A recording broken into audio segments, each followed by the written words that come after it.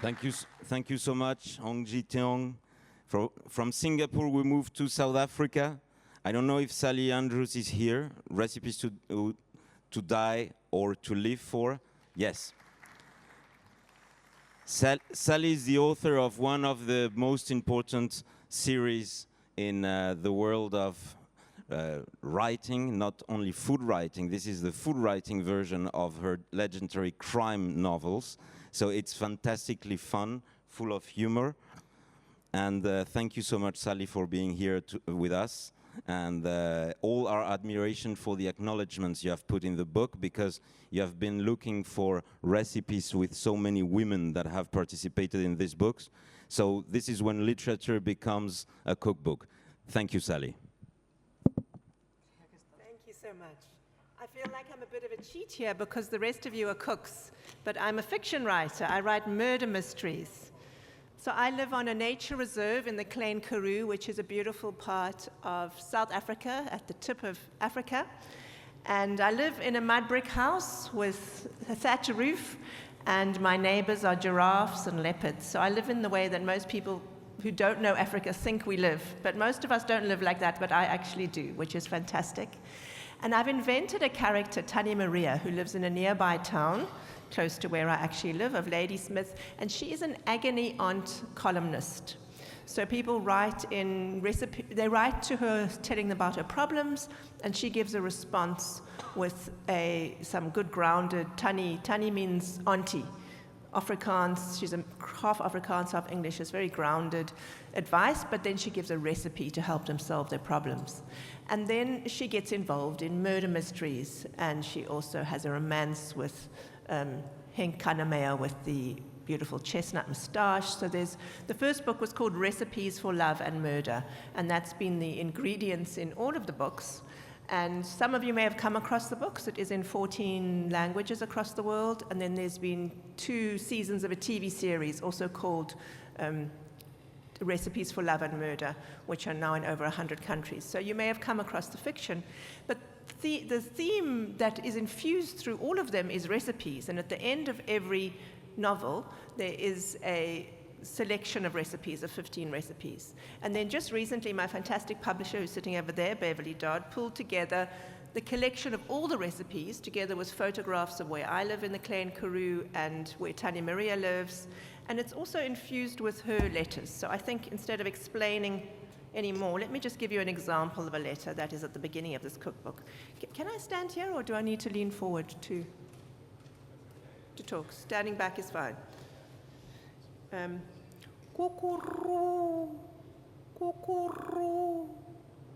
A turtle dove was calling. I finished my last sip of coffee and a mouthful of rusk and spread out the letter on my stoop table. I had chosen it from a small pile I brought home from the office of the Klein Karoo Gazette. Dear Tannie Maria, I have just been informed that I'm going to die. I didn't want to believe it at first, but now I'm facing up to it and drawing up a bucket list. On my bucket list is making and eating all your recipes. Do you think this will make me very fat? I don't mind a little fat, but very fat may not be such fun. I've cut out some of the recipes from your Gazette column, but I know there are lots more. Are you planning on bringing out a cookbook anytime soon?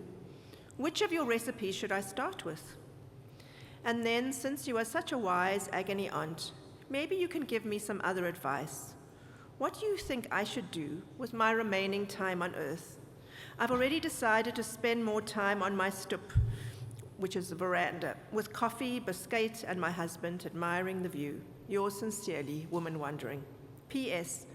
I haven't got an illness or anything. It's just that I turned 50, and when I spoke about a midlife crisis, my husband told me that I was more than halfway through my life.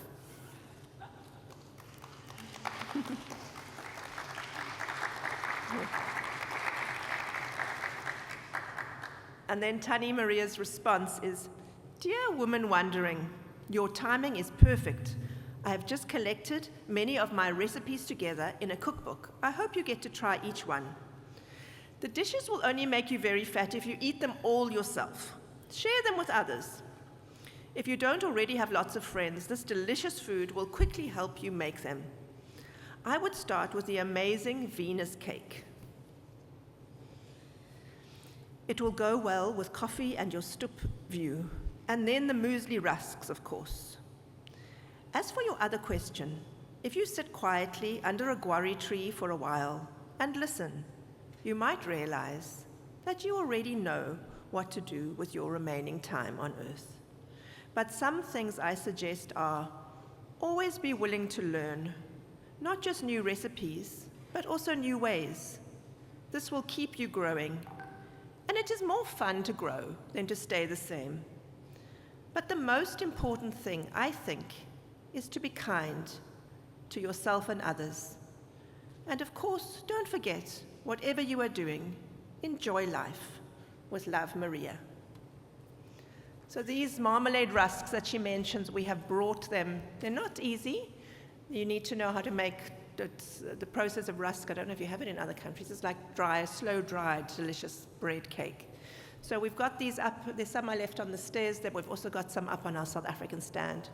I just wanted to explore a little bit more the notion of being kind in relation to cooking, because we want to be kind to ourselves, and we want to be kind to other people, and we want to be kind to the earth, to the animals and the creatures around us. And this plays out in many different ways, and it's been lovely following on the books that have just been spoken about, because they are talking about how do we live sustainably. But to approach it, again, as the Pacific book mentioned, rather than saying don't do this, or this is bad, or this is wrong, is what is really kind to myself, and what is really kind to animals and plants and the earth around us. And they're very similar, because if you're eating a plant that's a creature that's been lived a miserable life in a little small box and battery chicken eggs, you're taking that into yourself. So you're taking the suffering into yourself, as well as the adrenaline, or all the things that we know comes with it, but just to approach it differently from, is this kind to me? Is this kind to the earth? And it's also, food is something I explore in some of the books, is also your relationship to eating. So it's not where the food comes from, what the food has eaten, what its history is, what it does to the earth, but also your relationship to food. So many of us have got a complicated relationship to food where we feel guilty about it, which is crazy. Even if we want to have a piece of big chocolate cake, we do it with kindness. Sometimes having 3 pieces isn't kind to you. So approach it from that perspective. And I just want to take one last moment to do a loving kindness meditation that the Buddhists do, because I discover so much. I also do healing work on the side, that so much gets in the way of people's healing is our own self-judgment, our own criticisms of ourselves and others. Usually when we're critical of others, we're also criticizing ourselves. So I just want to take a moment, almost like a little meditation, take a break from your phone, and just tune into a feeling of loving kindness. Maybe you can start with a creature, a pet, a place, a person where you've got an uncomplicated loving kindness feeling. So just feel that feeling. Maybe even give it notice what color it is. Has it got a color? Just for a moment, feel that loving kindness. And then feel that same loving kindness for yourself. Let it run through your body. Ignore your brain. Just feel the sensation of loving kindness moving through your body. Let go of the brain, just deal with the sensation of loving kindness. And then now expand that feeling of loving kindness to everyone in this room.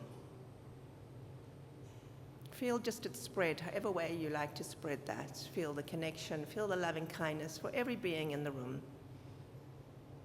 And now imagine you holding in your hand the earth with all the creatures, the animals, the plants that that give us sustenance and life and food and air and everything else. Just holding the earth as a little blue-green ball in your hands, and just allow that loving kindness to flow into the earth.